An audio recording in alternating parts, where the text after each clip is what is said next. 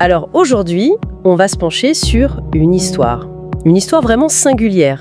Oui, Ça raconte la vie d'un homme au Brésil au 19e siècle, un certain Roque José Florencio, mais il est surtout connu sous un autre nom, Pata Seca. Et notre but, aujourd'hui, c'est de voir comment ces quelques faits, qui flirtent parfois avec la légende, peuvent nous raconter une vie marquée par l'esclavage, mais aussi par une résilience incroyable. et c'est un point de départ qui est passionnant. Parce que justement, pour des personnes comme lui, pour les esclaves, il n'y a pas de grandes archives, pas de mémoire rédigée. Non, bien sûr. Il ne reste que des fragments, des miettes. Et notre travail, c'est un peu ça.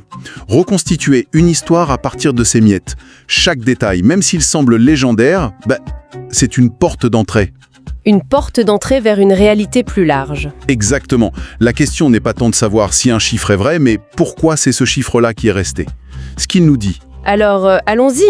Plongeons dans ces quelques faits. La première chose qui frappe, au-delà de son surnom Pata Seca, qui veut dire pâte sèche, c'est sa taille. Ah oui. On parle de 2,18 m. C'est colossal. On imagine la présence physique de cet homme. Il devait être impressionnant. Et là, juste après ce détail, on bascule. On bascule dans une violence, mais absolue. Il y a cette phrase, je la cite, « Ses propriétaires décidèrent de l'utiliser comme taureau reproducteur ».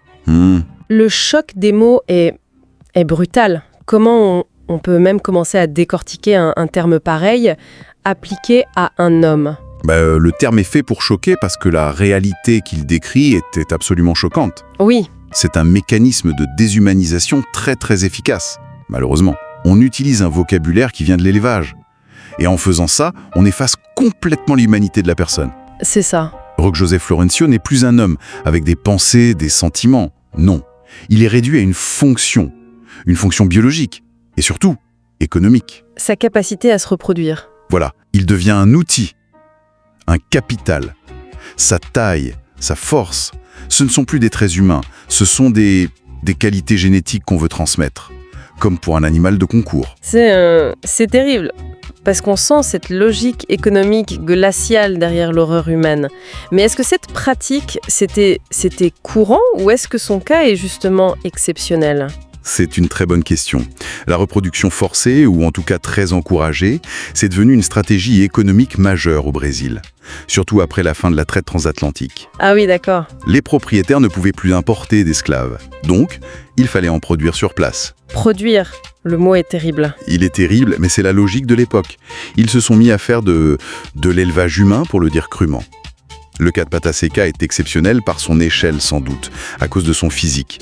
Il est la manifestation la plus extrême d'une logique qui, elle, était malheureusement banale. On peine à imaginer l'impact psychologique. Cet homme a dû voir des centaines de ses enfants, traités comme de la marchandise. C'est la partie la plus étrange, la plus insondable de cette histoire. Les archives ne diront jamais sa souffrance. Non. On ne peut que l'imaginer. Être privé de sa paternité, ne pas pouvoir nommer ses enfants, les voir grandir, savoir que chaque naissance, ce n'est pas une nouvelle vie pour sa famille, mais un nouveau bien pour son maître. C'est une torture psychologique permanente. Une paternité confisquée. À une échelle industrielle, oui. Et c'est là qu'on arrive au chiffre. Le chiffre qui semble presque irréel. J'ai dû le relire plusieurs fois.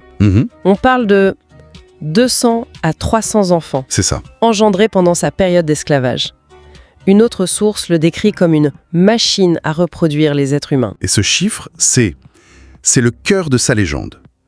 Ce qui est fascinant, c'est sa double nature. C'est-à-dire, D'un côté, c'est le symbole absolu de son exploitation, la quantification de sa déshumanisation. On mesure son rendement, quoi. de sans unité. Voilà. C'est le sommet de l'horreur. Mais, de l'autre côté, et c'est là que tout bascule, ce chiffre est aussi devenu la base de son héritage. Ah oui ? C'est la preuve d'une force vitale que même l'esclavage n'a pas réussi à éteindre. Je comprends. C'est une façon de retourner le stigmate, de transformer cette exploitation en une sorte d'épopée de la survie. C'est exactement ça. Reprendre le contrôle du récit. Mais est-ce qu'il n'y a pas un risque, en se focalisant sur ce chiffre mythique, d'oublier un peu la violence qu'il y a derrière ? Si, le risque existe bien sûr. Une légende, ça a tendance à polir les angles. Et il ne faut jamais, jamais oublier la tragédie humaine derrière ce nombre. Chacune de ces naissances, c'est un drame. Un enfant qui naît esclave, qui peut être vendu, séparé de sa mère, qui n'aura jamais de lien avec son père. Donc c'est à la fois une exploitation monstrueuse et une prolifération vitale incroyable. Les deux en même temps. Oui, et la mémoire de ses descendants a choisi de retenir le deuxième aspect. Sans doute par fierté, par mécanisme de survie.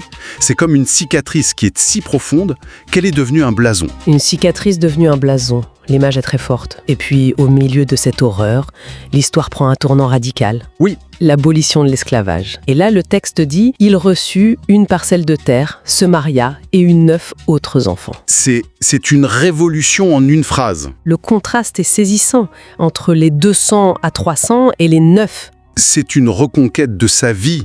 Chaque élément est symbolique. La terre, d'abord. Lui qui a été une propriété, il devient propriétaire. Le monde à l'envers. Totalement. C'est s'enraciner, avoir un chez-soi. Et puis, se marier, c'est l'acte de choix. Créer un lien familial non plus par contrainte, mais par amour, par consentement. Et ces 9 enfants, finalement, ils pèsent plus lourd humainement que tous les autres. Infiniment plus. Parce que ces 9 enfants, ils sont l'antithèse de sa vie d'avant. Ils ne sont pas le produit d'un système, ils sont nés d'un choix, dans un foyer qu'il a bâti en homme libre. Là, il n'est plus le géniteur, il est le père, le mari, le chef de famille. C'est une seconde naissance, en quelque sorte. C'est la meilleure façon de le dire. Roque José Florencio redevient maître de son destin. Et cette seconde vie, elle va continuer à grandir jusqu'à atteindre des proportions mythiques. Il y a d'autres éléments.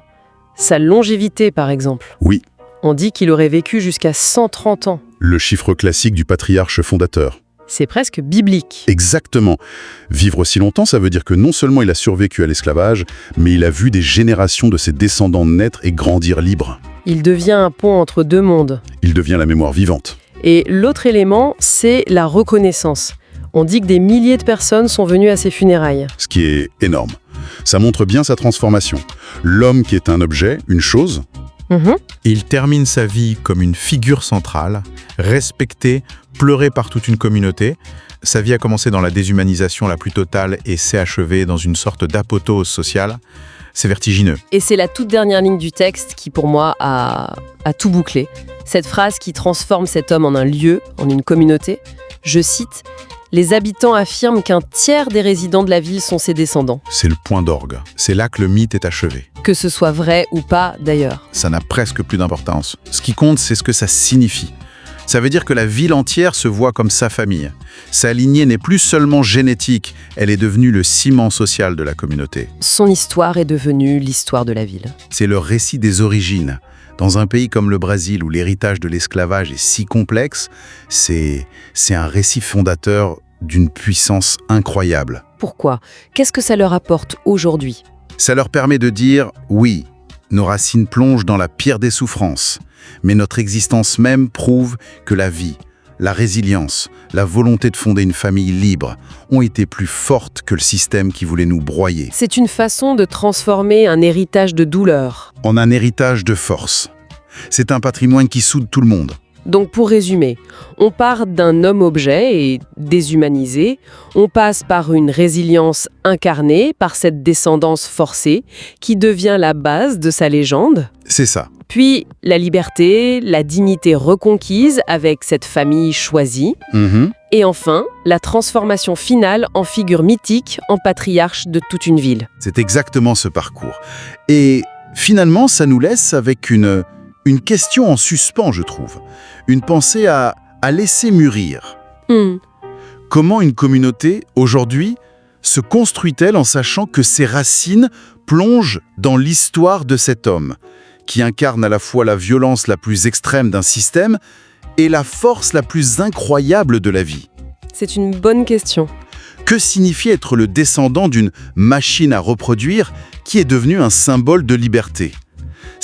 C'est une question vertigineuse sur la mémoire, la filiation et sur notre capacité à transformer la souffrance en fierté.